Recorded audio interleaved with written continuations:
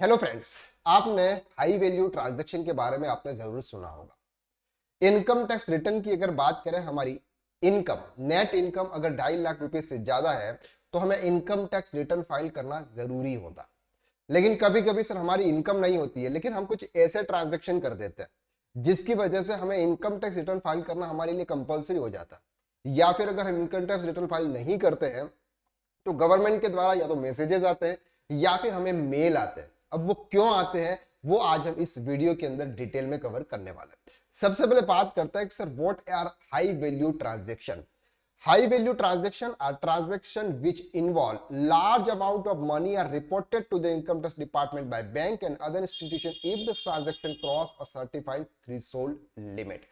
मतलब सर कि ऐसे ट्रांजैक्शन जो आपके थ्रीशोल्ड लिमिट से ज्यादा के ट्रांजैक्शन है, वो ट्रांजैक्शन अगर आप करते हो, चाहे आप किसी बैंक से करते हो या किसी भी अदर इंस्टीट्यूशन से करते हो, वो इनकम टैक्स डिपार्टमेंट को सर उनकी जानकारी देता है कि आपने ये ट्रांजैक्शन किया हुआ।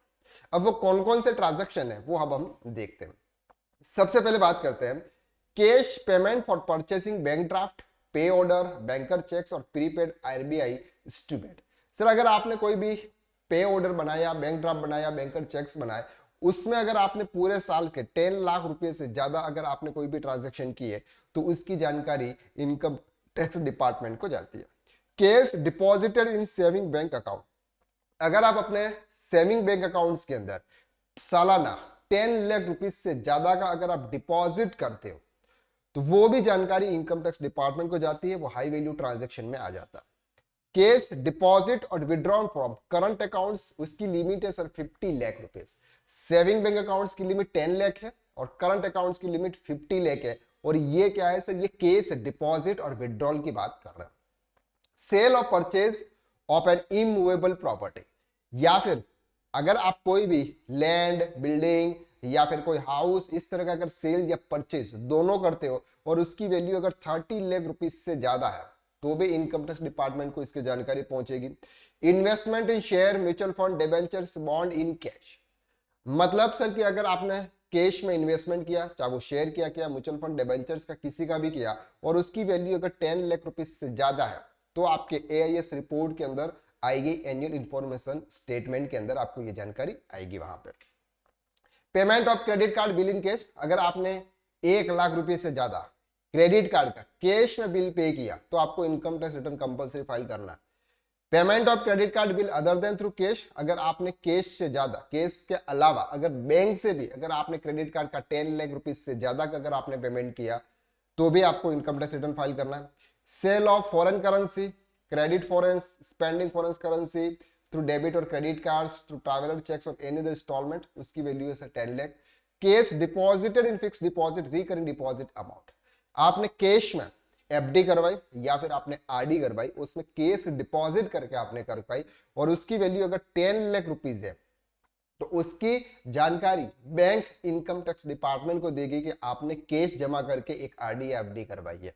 अब वो जानकारी आपके एआईएस रिपोर्ट के अंदर आएगी। एआईएस रिपोर्ट के अंदर आते ही सर आपको क्या करना है, रिटर्न फाइल करना है। ये इसको बोलते हैं सर हाई वैल्यू ट्रांजैक्शन। अगर हम बात करते हैं कि आईटी डिपार्टमेंट की तरफ से अगर आपको कोई हाई वैल्यू ट्रांजैक्शन का अगर इस तरह से कोई मेल आता है या फिर अगर आपको कोई मैसेजेस आता है तो आपको क्या करना है, अपग्रेड फ्रॉम 26 एस, मतलब सर ये है कि अगर आपके ऐसे कोई भी हाई वैल्यू ट्रांजैक्शन होते हैं तो आपके 26 एस के अंदर आ जाता है। 26 एस के अंदर आपकी पूरी डिटेल्स आ जाती है, उस डिटेल्स को आपको चेक करना है और उस डिटेल को चेक करने के बाद में आपका जो भी रिटर्न है वो डिटेल्स के थ्रू साथ में आपको फाइल करना। Applicability of TDS on cash withdrawal, sir अगर आप बैंक से कैश विड्रॉल करते हैं तो उस पर आपके लिए टीडीएस एप्लीकेबल हो जाता है और वो बैंक आपका टीडीएस डिडक्ट करता है।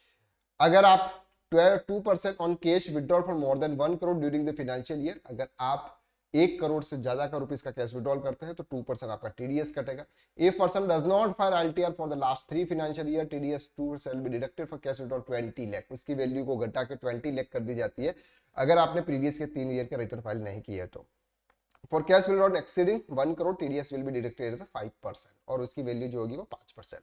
Mandatory filing of returns, that means कि अगर आपके ऐसे कोई भी हाई वैल्यू ट्रांजेक्शन होते हैं उसमें आपको mandatory income tax return file करना है, चाहे आपका टर्नओवर 2.5 लाख रुपए से नीचे क्यों ना हो, फिर भी आपको इनकम टैक्स रिटर्न फाइल करना है, चाहे आपकी इसकी वैल्यू एक्सीड 2,50,000 से नहीं कर रही हो। तो ये सर थे हाई वैल्यू ट्रांजेक्शन।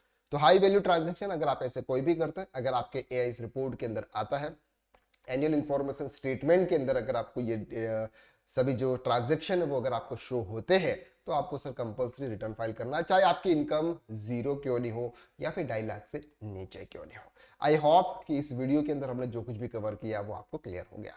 सर हमारे टैक्स कंसल्टेंट कोर्स हमारे KSR अकेडमी कॉमर्स इंस्टीट्यूट से होता है।